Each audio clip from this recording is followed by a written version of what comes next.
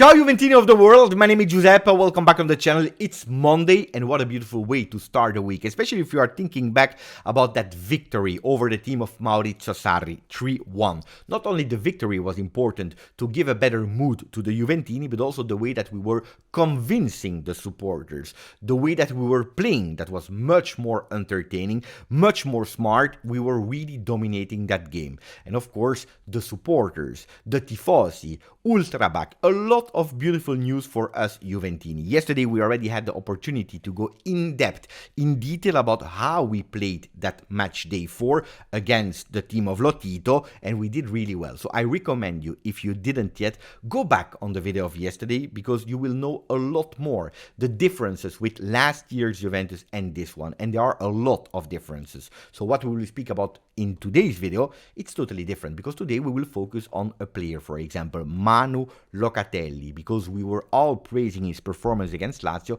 but what did change in the game of Loca? Not only that, because if until Saturday morning there was already the Scudetto race that was defined, Milan and Inter, the two teams of Milano, no chances for other teams to enter that race of the Scudetto. They were the best one, they were the most phenomenal ones. Hey ragazzi, it was like that. Well, Saturday evening everything changed, the narrative changed, because if the Nerazzurri are still there to compete for the Scudetto and they are for everyone the biggest favorites, well, there is a new kind of prince in town, and we are speaking about Juventus, because after that victory over Lazio, after that collapse of Milan against Inter, well, looks like it will be a race against the historical rival. So a lot of things to say in today's video. I kindly ask you, if you didn't yet after 2 minutes, to put a maximum of like, continuing to support the channel, subscribing, because yes, you are supporting more than you think. And now we start speaking about something that is not really Juve, or at least it is related to Juve in a way, but I want to speak about that tweet of yesterday, that video of 1 minute 42 of Brighton and Hove Albion. Beppe, why are you speaking about Brighton? Why are you speaking? It's a total different team of Juventus. And you are probably correct, because that tweet was showing a sequence how they arrived to the goal against Manchester United, and they tweeted 30 passes, goal, De Zerbismo with a flying star. Fantastic. I watched it several times. They were perfectly knowing what they had to do. Beautiful triangles, especially the not on the ball movements. So off the ball movements were really perfect. Always someone that was moving to receive that ball. It was a beautiful sequence, and the entire world is speaking about it, is sharing it on Twitter, on Facebook, on TikTok. But the problem that I have personally is, looks like in 2023, if you are not replicating that kind of football, well, it means nothing. You are nothing. You are not a football team. You are not playing modern football, which I don't agree with, because if I can enjoy and praise the Brighton and Hove Albion, De Zerbi team, and how they are playing, because of course I'm joking a lot, but I appreciate it, that it's not the only way. And I believe that Monica yesterday did the tweet of the week, because she quote retweeted that tweet of Brighton saying 4 passes, goal, allegrismo, flying star, where you see that first goal against Lazio from Dusan Vlahovic with indeed 4 passes, and then you had Dusan Vlahovic with a one-touch fantastic goal. Why is one better than the other one? Until now, I don't know. We know it in football, in sport, the ultimate goal is to win, and if Brighton was able to win 3-1 against United, Juventus was able to do exactly the same score, 3-1 over Lazio. So I don't really see why we have to pick one side. Ideally, it would be a mix of both. But it's funny because a few days ago, before the game against Lazio, Danilo gave an interview, if I'm not wrong, to Corriere dello Sport, saying that Allegri was a coach that always told him, why do you need 50 passes to arrive in a goal if you can do it with only 3 passes? Ragazzi, the goal against Lazio, the first one, was exactly that. Oh, again, not taking sides, not Brighton, not Allegri, not De Zerbi, not Juve. If we can have both, it would be an ideal world. And if we can appreciate both, it is super important. And it will be more enjoyable. But my big question is, and now we go towards the second part of the video, is that goal of Dusan Vlahovic, was it valid? Not because of the Weston McKennie controversy, was the ball in or not. No, that's not the thing. Because if we are looking at the top scorer ranking of Sky Sport Italia yesterday at midnight, what do we see? That Lautaro Martinez is at the moment top scorer of Serie A with 5 goals. Second one is Giroud. Third one is Osimhen with 3. And then you see all the other players with 2 goals. My big question is, where is Dusan Vlahovic? Where is Federico Chiesa? They magically disappeared. I have no words anymore. You know, guys, mistakes, human mistakes can always happen. Always. But it's always against Juve. Strange ranking. Luckily, they changed it. They adapted it. They updated it. So Dusan Vlahovic and Federico Chiesa enter that ranking. But it's always funny. Always funny to see these kind of things. On the other side, I'm thinking, why? Probably because Juventus, in a way, is scaring again a bit some people. Because if Inter is there at 12 points, who is second at the moment with Serie A that needs to be played today, but will not change the top of the ranking, it's Juve with 10 points, with 1 more points of Milan that I told you, until Saturday morning was the big rival of Inter, no doubt about the team. Well, Gazzetta dello Sport is already starting. Senti, listen, che Inter-Juve, what a Inter-Juve. The big historical duel at the top of Serie A starts again. And inside the page, you see the 2 coaches, Inzaghi on one side, Max Allegri on one side. At the moment, the stats are slightly favorable, or slightly are better for Inter, with 4 games played, 4 wins, 12 on 12, 13 goals scored, 2 goals conceded, multiple scorers, even if Lautaro is taking 5 out of 13, much more attempts, 74, and even in the shots on goal, they have 24 more of Juve. What about Juve? What about Allegri? Well, we see that Allegri has 3 wins and 1 draw, the one against Bologna that we had to win and I'm still pissed off about. Gol fatti, 9 goals scored. We have Vlahovic, top scorer with 3, followed by Chiesa, 3.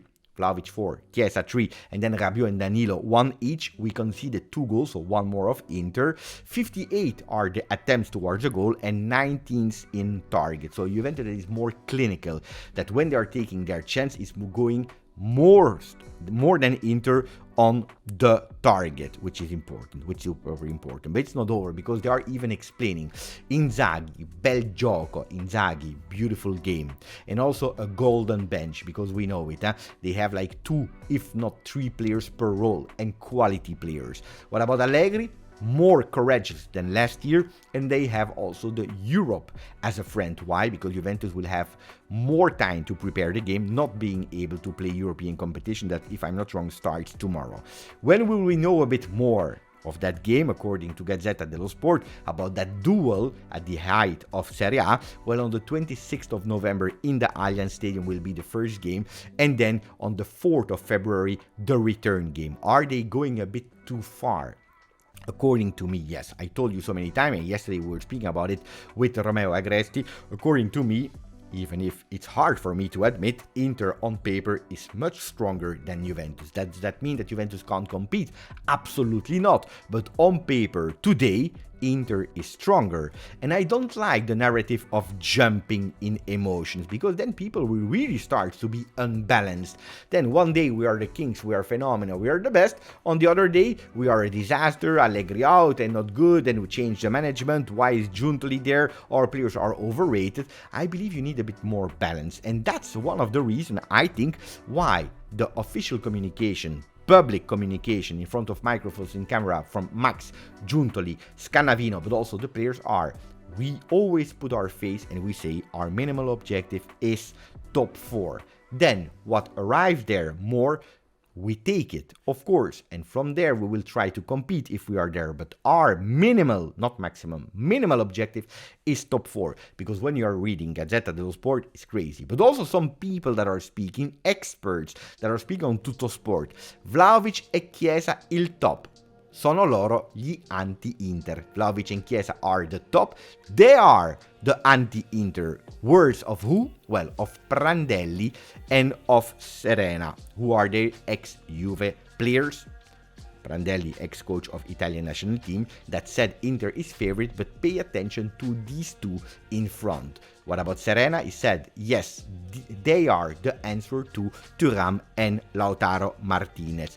I'm really intrigued. I'm curious about the evolution of Chiesa as a second striker. Allegri is on the right path, is on the right way to even improve better the two in front. Now, I saw a beautiful picture today of Dusan Vlahovic and Federico Chiesa with old vintage shirts. But I made some research, of course, before speaking about it, and I hope we will see these two celebrating like in the picture. But I hope not the history of that shirt, because it's the shirt 98-99.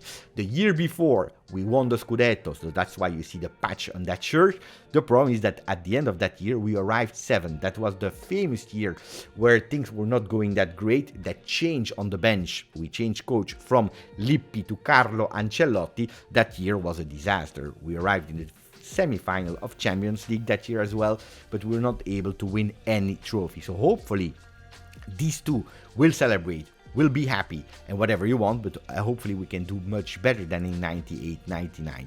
And the good thing is that we already started a bit better, because in 98-99 we had on 4 games played 3 wins and 1 loss against Parma that year. Well, this year we have 3 wins and 1 draw. Both of players played 4 games from the start, 330 minutes from Dusan Vlahovic, with 4 goals in 4 games. Federico Chiesa, 316 minutes played on 4 games, with already 3 goals scored, already 1 more than last season. If we continue with Dusan Vlahovic, the beautiful news is that Juventus wants to speak with his agent that is already in Turin. He's already there physically as a person. Looks like there will be a meeting in agenda to extend the contract of the player that was about to leave for Chelsea. Is Chelsea regretting not doing that swap with Lukaku that scored yesterday? Probably yes. If you see Jackson yesterday not being able to score against, I don't remember what team, Bournemouth, I believe, while Dusan Vlahovic was already at 4 goals, well, they want to renew. Renew why? Because at the moment, Dusan Vlahovic is earning 9 million. That can increase to 10 million net next year, even to 12 million the year after.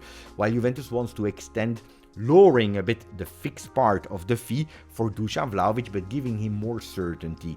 Could be an ideal moment for Juventus financially, but also to see as a Vlahovic that Juventus continue to trust in him. We spoke about minutes played, and I already told you the 330 from Dusan, 316 from Chiesa, both players starting the 4 games at disposal. Well, there are other players that did a bit more in terms of minutes. We are speaking about Bremer, Danilo and Rabiot. 4 on 4 games, but also the entirety of the minutes at disposal. So there are 3 players that played every single second on the field. Bremer, Danilo, Rabiot. Who is the next one in line? Also with 4 games, Locatelli, above that partnership of Dusan and Chiesa, with 351 minutes played, so he missed 9 minutes where he was subbed out. The other player that was playing, not the most minutes, but at least the most starts, is Fabio Miretti. We'll speak about him in a second, with 166 minutes. Why? Because it's a player that often starts 3 times on 4, but he's always the first one to be subbed out. In the 3 games that he played, when there is a sub, the first time, you know, it's Miretti that will go out. Then you have Weston McKennie, only 2 starts, but he already played 4 games, and for him, 208 minutes. Can we speak about 6 players, the ones that I first mentioned, that are the untouchables? Probably yes. And if you want to plan according Sassuolo, Lecce, and so on, well, keep in mind that these 6 players have more chances to play, because at the moment they are fundamental for Juventus. And you will tell me, Beppe, but what about the wingers? Well, the wingers, we are speaking about flying wings, with a lot more choices and option for Massimiliano Allegri, from Kostic to Weah. We see la signora adesso ha molto più scelte. Now Juventus, the old lady, has much more chances and options to choose. We'll come back a bit later in the position, and you will understand a lot why we have these options regarding the difference with last year. But go back to the midfield.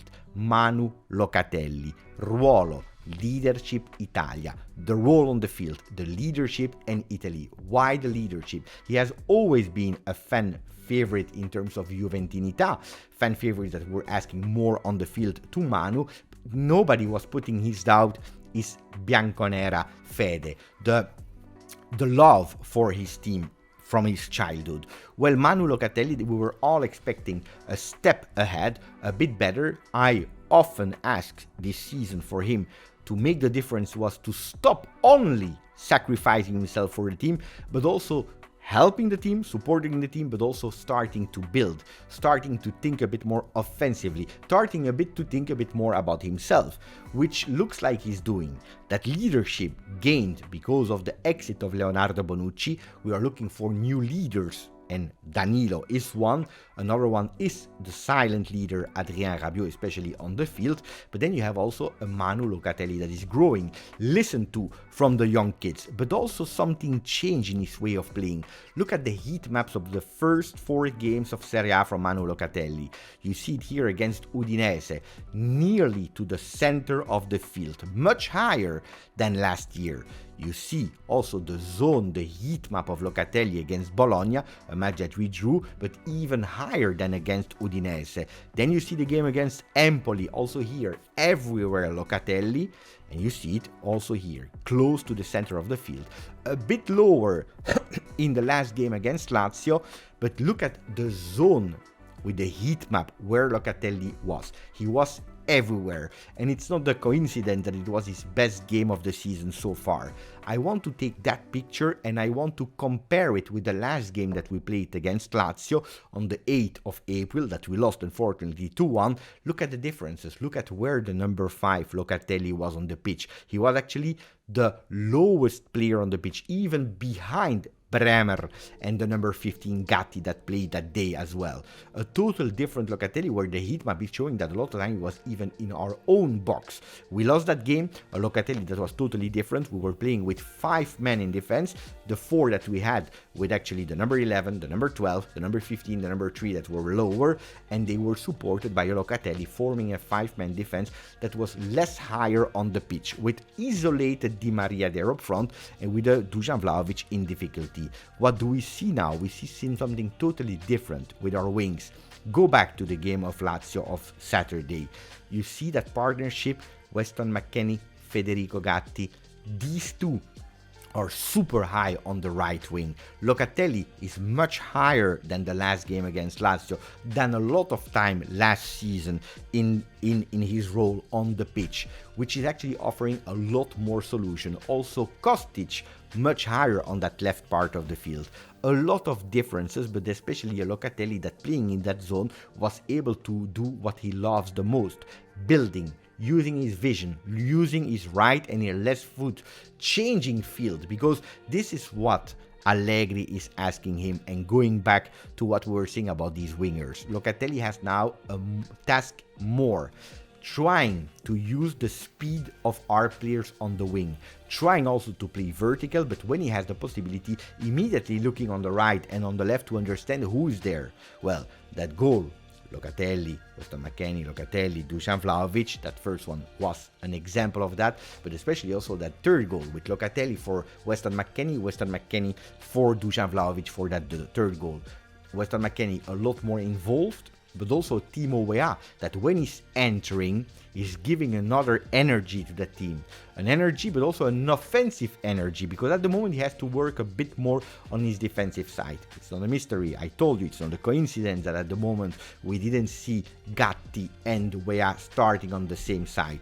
But on the other side, look, when he's entering, he's able to change. Also, Cambiaso able to change the game, because we know it, if Kostic is a more linear player, well, Cambiaso can do both phases, going up and down, but also entering the field, which gives other solution to change in second half. So I'm super happy. And then I want to add, because we are speaking about vintage, we spoke about 98, 99 shirt, we spoke about the past a bit. Well, I want to go also in the past with Fabio Miretti, that just have hit 50 appearances in Serie A.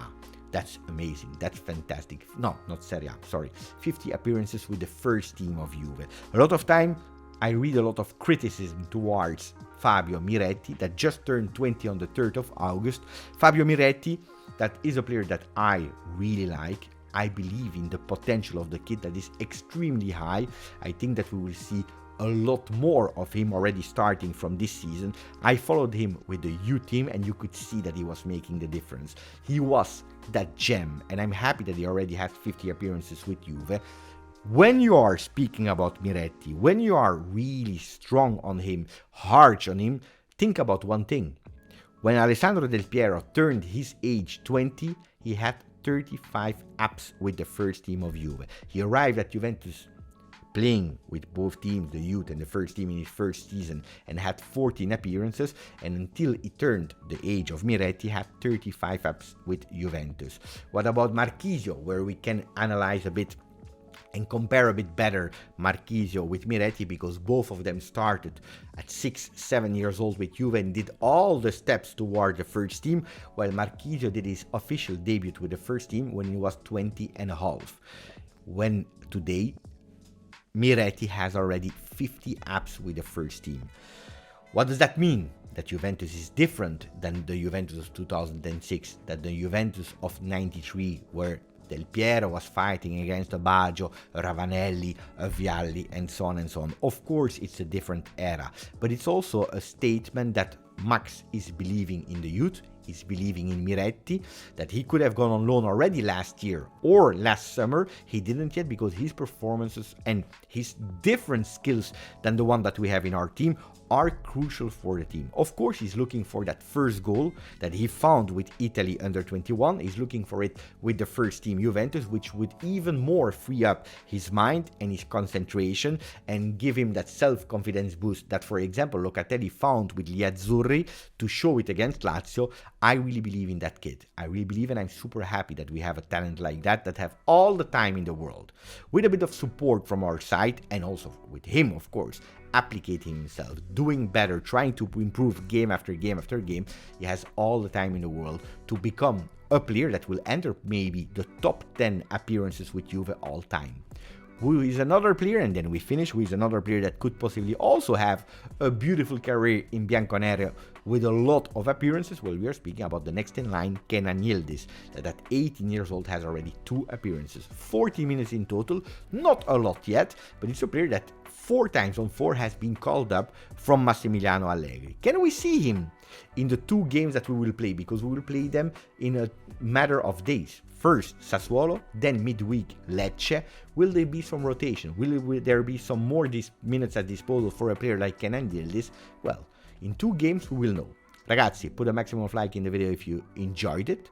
If you didn't yet, subscribe. Grazie, forza, Juve.